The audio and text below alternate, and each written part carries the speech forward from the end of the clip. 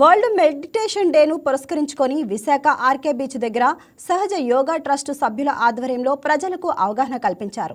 ధ్యానం వలన లాభాలను వివరిస్తూ సహజ యోగా మెడిటేషన్ను ఎలా చేయాలి, ప్రక్రియ ఎలా మొదలు పెట్టాలనే అంశంపై ప్రజలకు తెలిపారు. మరింత సమాచారం మా విశాఖ స్పెషల్ కరెస్పాండెంట్ దుర్గాప్రసాద్ అందిస్తారు.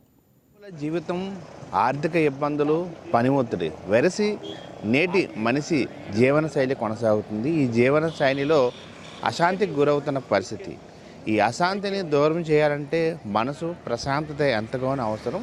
నేడు వరల్డ్ మెడిటేషన్ డే పురస్కరించుకొని విశాఖ ఆర్కే బీచ్లో సహజయోగ మెడిటేషన్ ఆధ్వర్యంలో పబ్లిక్కి ఈ మెడిటేషన్ వల్ల ఉపయోగాలు చెప్తా ఉన్నారు. ప్రస్తుతం నిర్వాహకులు మనతో పాటు ఉన్నారు. వారి మాటల్లోనే అడిగి తెలుసుకుని ప్రయత్నం చేద్దాం.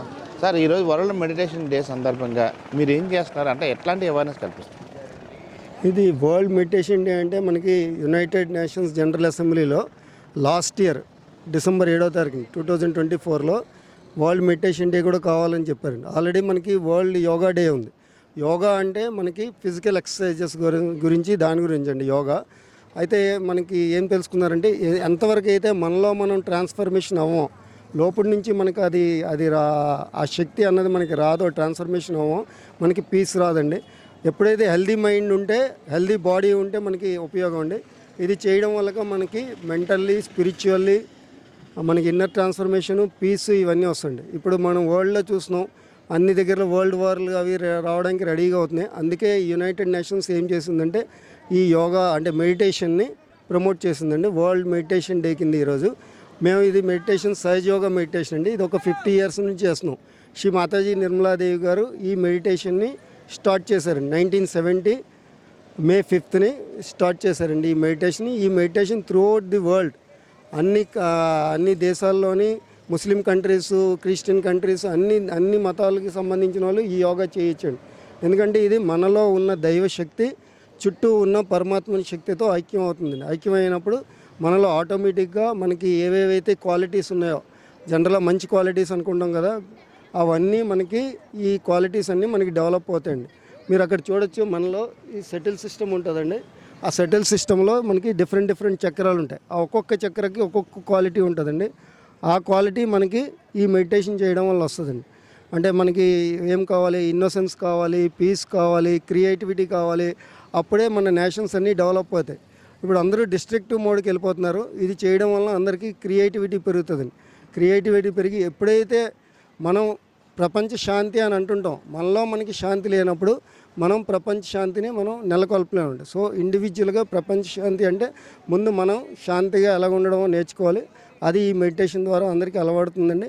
అప్పుడు మనకి ఎవరైతే ఈ యునైటెడ్ నేషన్స్ వీళ్ళు అనుకున్న విజన్ కంప్లీట్ అవుతుంది.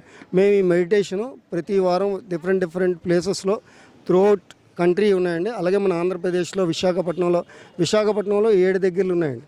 ఈ మెడిటేషన్ మేము రోజు చేస్తాం. ఇది ఫ్రీ ఆఫ్ కాస్ట్ అండి. ఎందుకంటే మనలో ఉన్న శక్తిని జాగృతి చేయడానికి ఎంత డబ్బులు ఇచ్చినా చేయలేమండి. ఇది ఆటోమేటిక్గా జరుగుతుంది, అంటే అచేతనంగా జరుగుతుంది మనకు జరిగినప్పుడు. సో దీనికి డబ్బులు అక్కర్లేదండి. ఇలాగా మేము ఈ మెడిటేషన్ చేస్తున్నాం. అలాగే ఇప్పుడు జూన్ 5, 6, 7 తారీఖుల్లో 2026 విశాఖపట్నం గ్లోబల్ హబ్గా తయారవుతుంది, మీ అందరికీ తెలుసు. సో అందుకే ఇక్కడ ఇది గ్లోబల్ హబ్గా తయారవుతుంది కాబట్టి ఇక్కడ మేము 3 రోజులు ఈ మెడిటేషన్ గురించి సెమినార్ చేస్తామండి.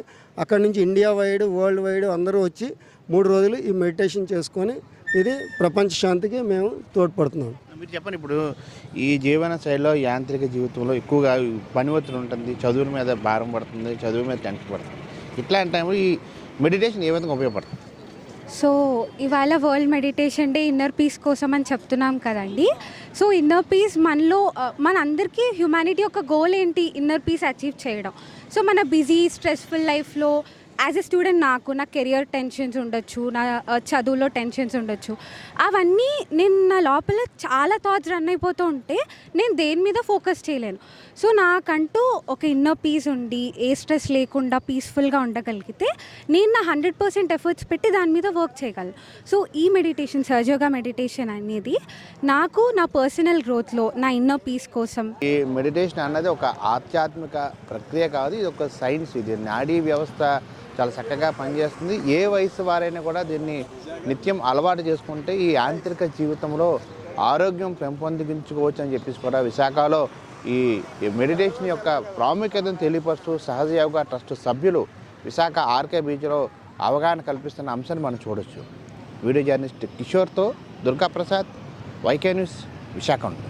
ఈ వీడియో మీకు నచ్చినట్లయితే లైక్ చేయండి, షేర్ చేయండి, మా ఛానల్కి సబ్స్క్రైబ్ చేయండి.